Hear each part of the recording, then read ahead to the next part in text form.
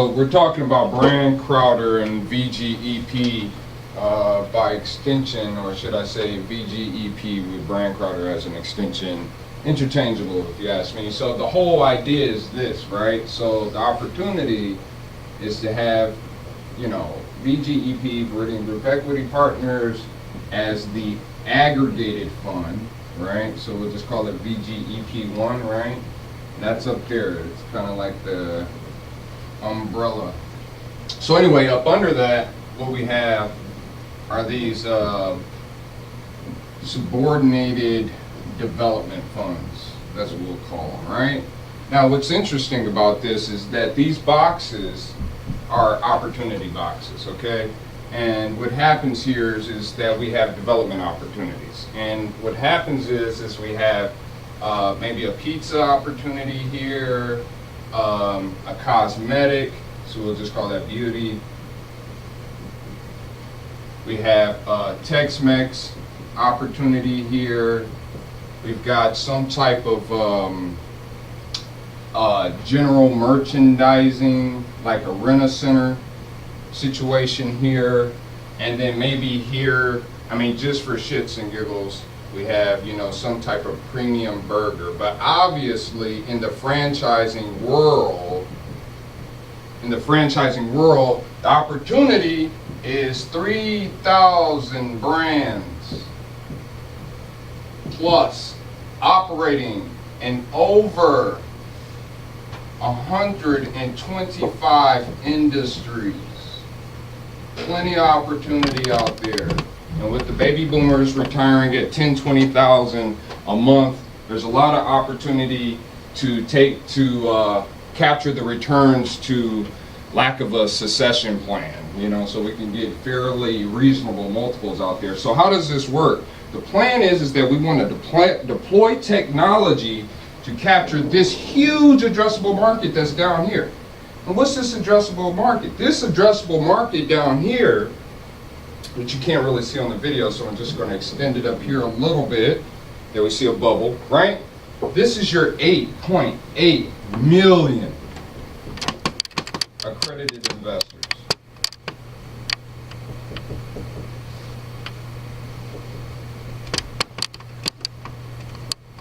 Who control over 30 trillion in aggregated wealth. And this aggregated wealth is largely parked in the Roth IRA, 401k plan, corporate plan sponsorship, whole situation there, okay? So the question is what are we doing here? Okay, so we've got this pool of this huge addressable market, right? That's one need. And then you have all these brands, you know, so this could be Pizza Hut, this could be Ulta Beauty, this could be Taco Bell, this could be Rent-A-Center, and this could be Burger King, just as an example. And what's the value we're creating for these guys? Well, they want to grow. So how do they grow? They need capital. But guess what? Nobody's going to put their gut money out there. Thank you, John, for that. So what are they going to do? Hey, other people's money. That's just kind of what we do. So we're going to use these people's money. But how do we get to these people's money? And how do we even market to these people? And the path of least friction is that you want someone who, your prospective client, is already paying for their investment advice to be your warm introduction, right? So what does that look like? It's commission sales.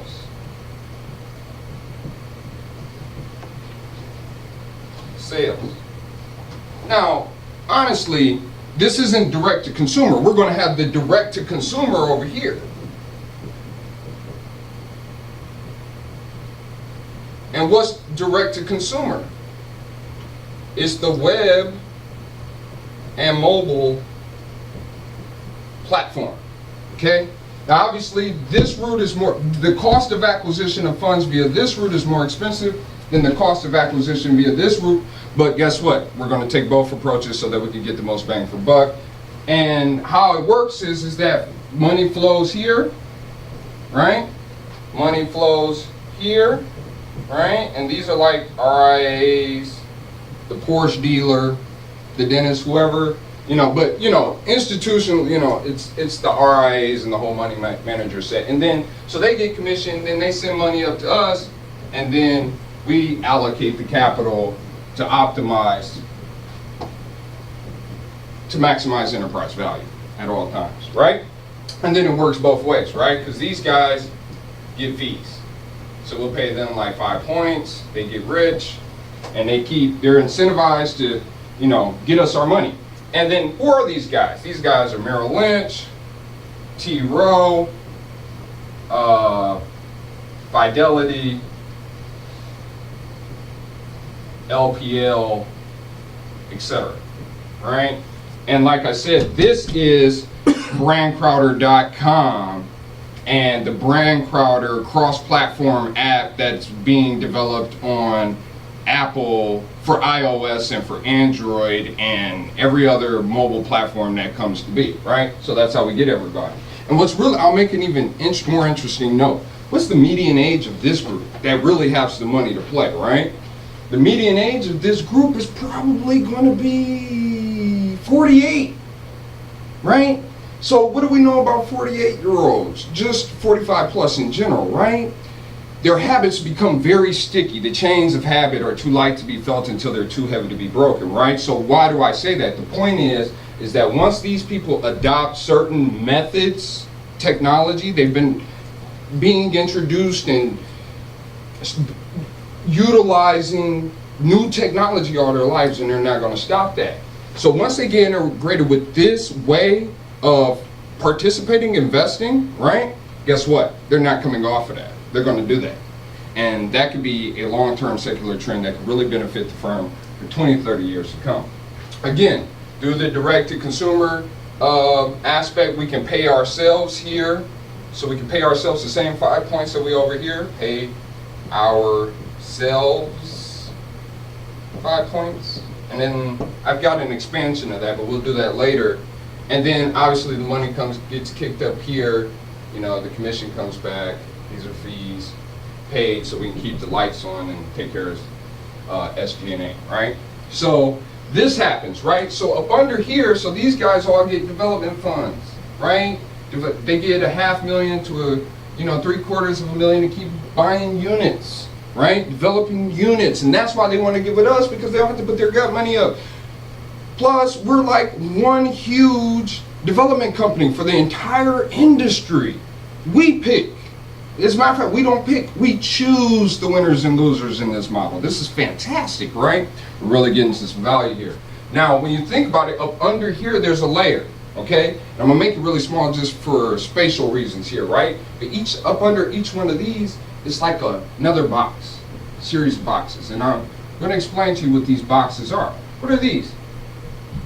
Okay, so I need to digress a little bit to say this. These are the multi-unit development funds that get allocated these funds, right? And then they send, so this comes to the multi-unit development of our preferred pizza, right? But that preferred does not mean limited to. It just is explicitly including this, right? So what happens here? Development funds come in here, they build whatever the count is, whatever the capitalization is, and then they transfer ownership to the multi-unit operator, okay, which is still us. And then what does it do? It sends operating profits. Let me use the econ symbol, which is pi. Operating profits back up to chain. And guess what? Everywhere. Operating profits. Yeah, so MUO, right? Multi-unit operator. Operating profits. MUO. Send that back up to chain, right? Operating profits. MUO. Back up to chain, right? MUO. So we don't have everything figured out, but we're figuring it all out, right? It's really interesting here, right? Development funds coming down from that layer back to that layer, it all comes back. And then what are these guys going to get? Why are they doing this? Why are they investing? It's because, hey, listen, I'm a dentist. I'm an accredited investor. I have a really good, I'm in my domain. You know, listen, I'm at the practice 8-9 hours a day, kids soccer situation, kids chess situation, and then guess what? I forgot to have dinner with my wife. I don't have time, but I love to play. I'm a transaction junkie, just like, you know, back when we were all in college and we were day trading around 2000, right? So guys just want to participate. Gals too, sorry Carly, right? Gals too. So the bottom line is this. They want to participate in franchising. We know of this 8.8 million. Okay, not everyone wants to participate, but as the market gets more volatile between 15 and 16, as the Fed digresses from aggressive accommodation back to more normalization, okay, this is the reality over the next 3 to 5 years. Guess what? People are going to look for increased alternative investments because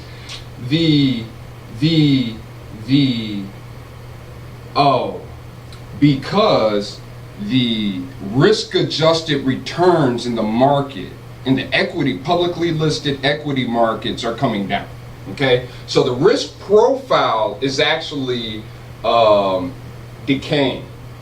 And because of that, money comes out of the retail and is going to look for other homes, whether it's real estate, small business, whatever the case is. So we're just aggregating the whole nation's desire to participate in franchising, right? We want to aggregate that entire opportunity. Smells like $10 billion. But we'll dive deeper. So the bottom line is this. What are we going to give these people? And this is maximizing that enterprise value questions. So to reduce the cost of capital, overall, our weighted average cost of capital, what we want to do is, and for cash flow's sake, is really allow these people to participate in some blended equity debt hybrid situation.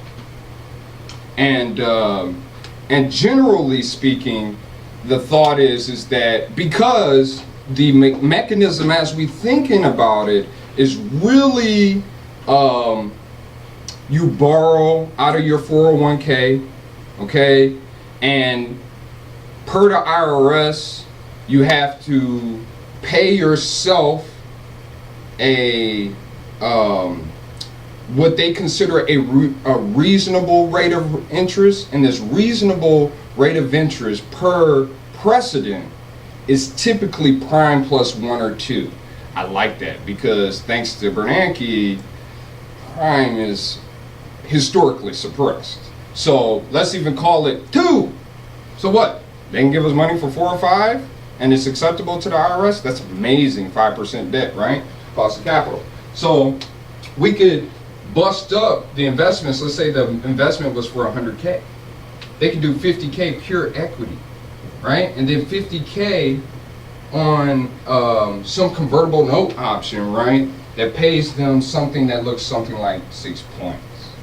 Okay, so that's part 1 of the Brand Crowder model, and there will be follow-up series to come. So hope you enjoyed and were informed. Thank you.